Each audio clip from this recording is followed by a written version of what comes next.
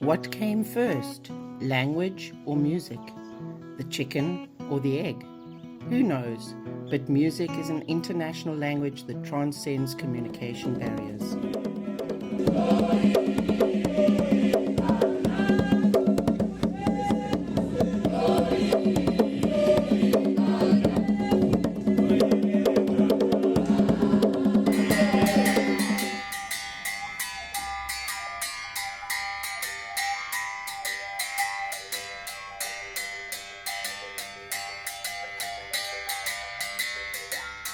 So the instrument that you've just played for us now, where's that instrument from? It's from the Cape. It's called a taro or ngora. Any bow-like instrument comes from traditionally the hunting bow and arrow. Where, there's moments where you're sitting around the fire or just hanging out, and the bow then becomes the instrument. So it becomes a percussive instrument. You use your mouth as the resonance box, and you're able to get all these harmonics and dynamics out of it. When you go further to the Eastern Cape, we have two other bows called the mkhube, which is the small one, and the uhadi, which is the bigger one. Now here's one that's a combination of both of them, a small version of them. This is a combination of the mkhube and the uhadi. So the uhadi's got a gourd on it. The sound is played by the women on the breast. Okay, Do you need a breast to be able to play it? Yeah, it's a woman's instrument. Okay. So the size of the dings is decided with the size of the breast, the size of the gourd. Yeah. And it does that help the sound then, obviously? Definitely. Oh, wow, okay.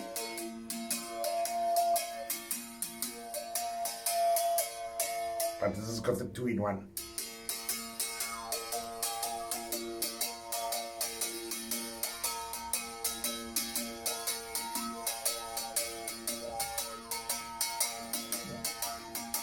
Today, Kim and I are at the home of Hilton Schilder, one of the older names in music in Cape Town.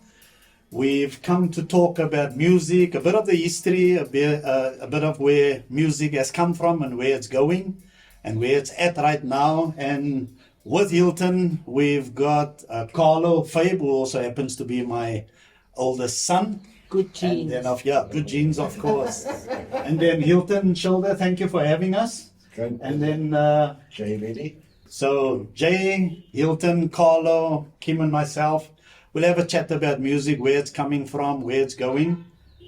Kim, you jump right into it. The music that we have of the Kaapse Klopso, what was previously known as the Coon Carnival or the... It depends on Don't say coons anymore. Okay, no, I Don't say realize. coons. and clubs is a Dutch name for club.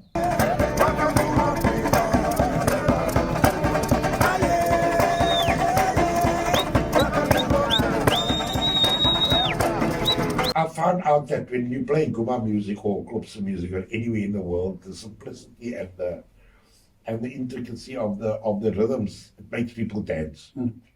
Always has, no matter where in the world you go. So there's no competition. You can have a serious jazz band there, and you have a bunch of coons. Sorry, Klopse.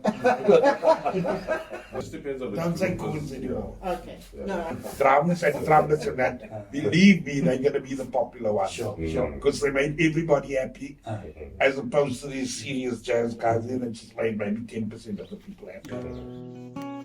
The multicultural Guma music developed in the Cape Flats.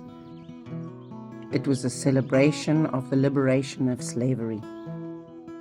So what we're doing with our music is we incorporating all those different styles, including the serious stuff, the classical stuff, the wild, vibrant stuff, and the achas. We've kind of fused that into what we call Guma.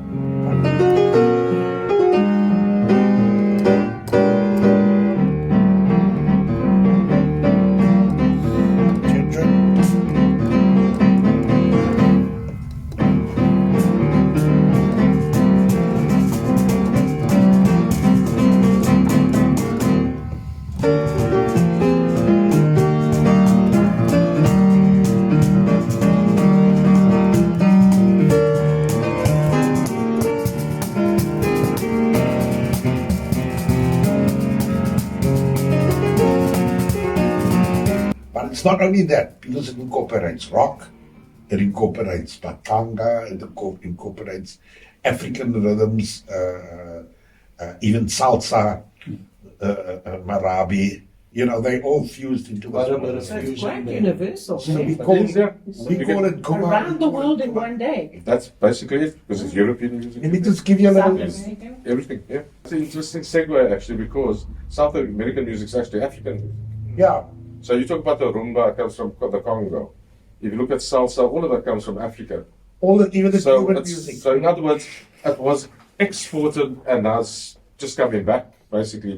But people on the ground have always played it. A claritone or humanitone. Its origins are in South South America, America. yeah. It's a nose flute actually. What happens is you get the air through there and you form the sounds with your mouth through here. So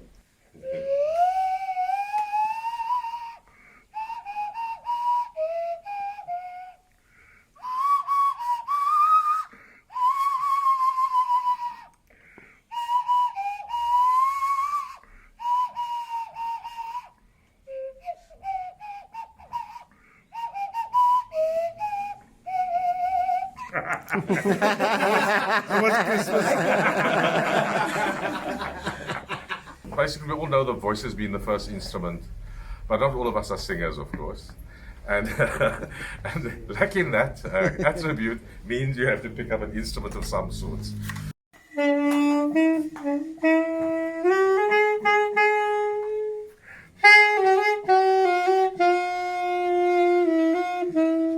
And the idea is to look for simplicity in instruments and music, because you're capable of producing the most sophisticated sound with the most simple instrument. A good example is bamboo flute. This is an Indian bamboo flute called a bansuri, and it's highly sophisticated. Between every two holes, there's 22 notes, which means there's microtones that you learn over many decades. It's very difficult to master an instrument like this, but you can use it on a professional stage anywhere in the world. And this was made in the Cape Flats. The idea is to not only just look for music, but to be able to make the medium for you that makes the music. So you see, so once I get that scale evened out, yeah, then he it will made it sound. himself. So it'll sound exactly like that flute I played. So in fact, if we played the two instruments together, they'd be synchronized. So which means I'm just going to cut that down, because what you'll find is the closest you get to the first hole, the lower the pitch. The longer that is from the source of the air to your first hole, the higher the pitch. So this one instrument could actually produce a whole lot of different sounds also. The origins of this festival happened to be what they call Tweede Nuwe Jaar. So they say that's when the slaves were given, like the New Year, that was their day off. So they used to parody their masters by so-called masters by putting on makeup and white face, black face. It was a parody of that, because if you listen to the lyrics and the music, they are all to do with about. It is very anti-government and anti what was happening, but done in a playful way, so that it's So they didn't get into trouble. or somebody get executed. There's no way. Because if you're saying something, you better make it funny, because if it's serious, they will kill you. The fun and the humor behind it is actually to disguise a lot of suffering and pain that was happening. If we go way, way, way back into the history, that the people that were living in the castle at the time complained about the noise that the slaves were making when they were being killed and tortured, that they moved it to the Grand Parade. So then they carried on doing their torturing and stuff there. So at least the residents of the castle could sleep a little easier. We were talking about earlier how the music came over from like we managed to get music from America with the ships. Okay, that's a bit later, in the 40s or maybe even in the 30s or 20s. And I know a popular song is Hier Kom die Alabama, no? Yeah. That's about an American ship, isn't it? Yeah. Yeah, that was a Confederate ship, Mm. amazingly enough. And I think it was during the American Civil War that it came here. Mm. I remember correctly, Houtje Caretta mentioned something about it. A lot of Jamaican people were on board also. That's and right. they stayed behind and settled in Cape Town in the District 6 area in particular.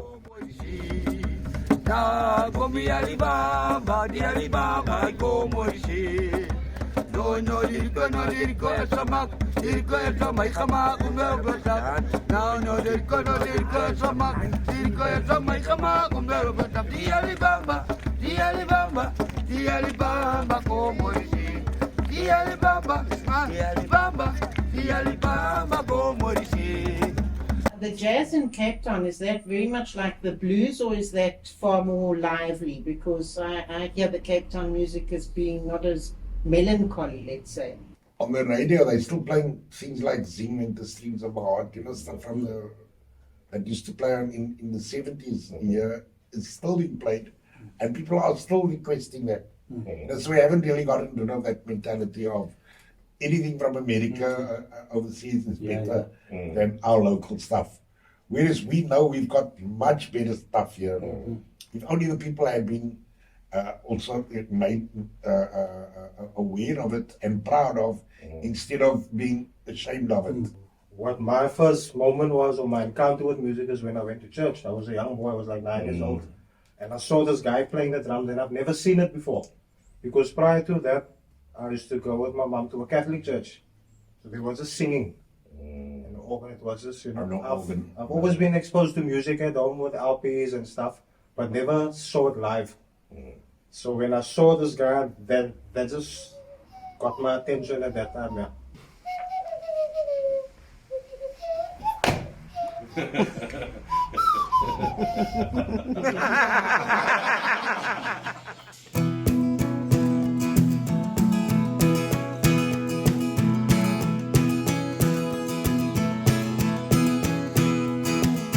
Like to change the world from where I am.